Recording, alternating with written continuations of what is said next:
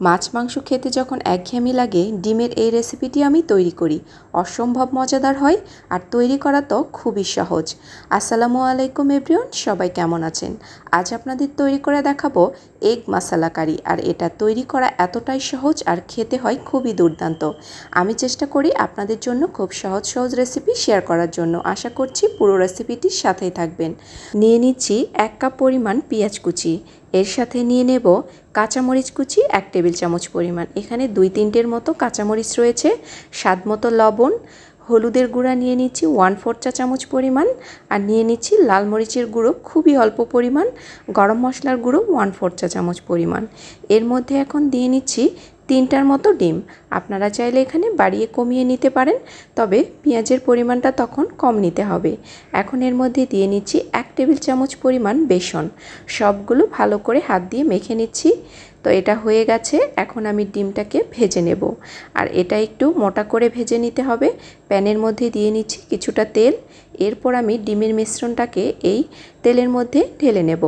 এখন আমি ঢাকনা দিয়ে দেব প্রায় 5 মিনিটের জন্য, একদমই লো আছে। ডিমটা উপরটা একটু হালকা সেদ্ধ হয়ে যাবে, তখনই আমি ঢাকনাটা উঠিয়ে ডিমটাকে উল্টিয়ে নেব। তো একটু সাবধানে নিতে হবে, যেহেতু এটা অনেকটা মোটা, ভেঙে না যায়, সেজন্য আমি একটু সাবধানে এটাকে উল্টিয়ে নিয়েছি। তো এই পাশটাকেও আমি আরও 2-3 মিনিটের মতো রান্না করে নেব ঢাকনা দিয়ে। তো ডিমটা একদমই হয়ে গেছে, আমি এটাকে আরও একবার উল্টিয়ে নিচ্ছি। তো দেখুন একদমই ডিমটা ভাজা হয়ে গেছে। একটু মোটা করে এই ডিমটাকে ভেজে নিতে হবে। তো ডিমটাকে আমি উঠিয়ে ঠান্ডা করে একদম ছোট ছোট পিস করে কেটে নেব। তবে আপনারা চাইলে এখানে বড় করেও কেটে নিতে পারেন। পুরো ডিমটাকে একদম একই রকমভাবে কেটে নিয়েছি। এখন এই প্যানের মধ্যেই আরও কিছুটা তেল দিয়ে নিচ্ছি, আমি কারিটা তৈরি করে নেব। তো এরপর দিয়ে নিচ্ছি 2 টেবিল চামচের মতো পেঁয়াজ কুচি। এখন আমি পেঁয়াজটাকে একটু লালচে কালার করে ভেজে নেব। তো পেঁয়াজের কালার হালকা একটু চেঞ্জ হয়ে এসেছে। এর মধ্যে দিয়ে নিচ্ছি 2 টেবিল চামচ পরিমাণ পেঁয়াজ বাটা, আদা রসুন বাটা 1 টেবিল চামচ পরিমাণ। এরপর দিয়ে নিচ্ছি টমেটোর পেস্ট 2 টেবিল চামচের মতো, স্বাদ মতো লবণ, যেহেতু ডিমে আগে লবণ দেওয়া আছে। এরপর দিয়ে নিচ্ছি হলুদের গুঁড়ো 1/2 চা চামচ পরিমাণ, লাল মরিচের গুঁড়ো দিয়ে নিচ্ছি 1/4 টেবিল চামচ পরিমাণ, ধনিয়া গুঁড়ো নিয়ে নিচ্ছি 1/2 টেবিল চামচ পরিমাণ। সব মশলাগুলো দিয়ে এখন মশলাটাকে বেশ খানিকক্ষণ কষিয়ে নিতে হবে। তো পানিটা একদম শুকিয়ে এসেছে। এই পর্যায়ে দিয়ে নিচ্ছি 5-6টির মতো কাঁচামরিচ।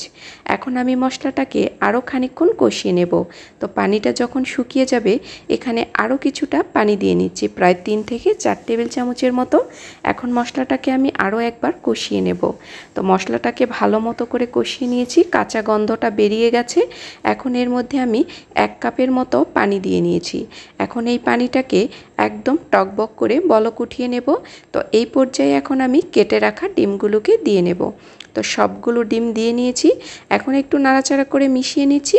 এরপর ঢাকনা দিয়ে এটাকে 2 থেকে 3 মিনিট রান্না করে নেব। তাহলেই তৈরি হয়ে যাবে একদমই মজাদার এগ মশলা কারি। আর এটা খেতে এতটা বেশি মজাদার হয় যে একবার যদি তৈরি করেন বারবার এভাবেই তৈরি করবেন। তো তৈরি হয়ে গেছে। তো দেখুন কালারটা কতটা সুন্দর এসেছে, আর এটা খেতেও ভীষণ মজাদার। যদি কখনো তৈরি করে না থাকেন, একবার হলেও এই রেসিপিটি ফলো করে তৈরি করে দেখতে পারেন, কতটা বেশি মজাদার হয়। তো আমার রেসিপিগুলো আপনাদের কাছে কেমন লাগে অবশ্যই কমেন্টস করে যেতে ভুলবেন না। তো এই পর্যন্তই, সবাই ভালো থাকবেন। আবারও দেখা হবে নতুন কোনো সহজ রেসিপিতে। আল্লাহ হাফেজ। আসসালামু আলাইকুম।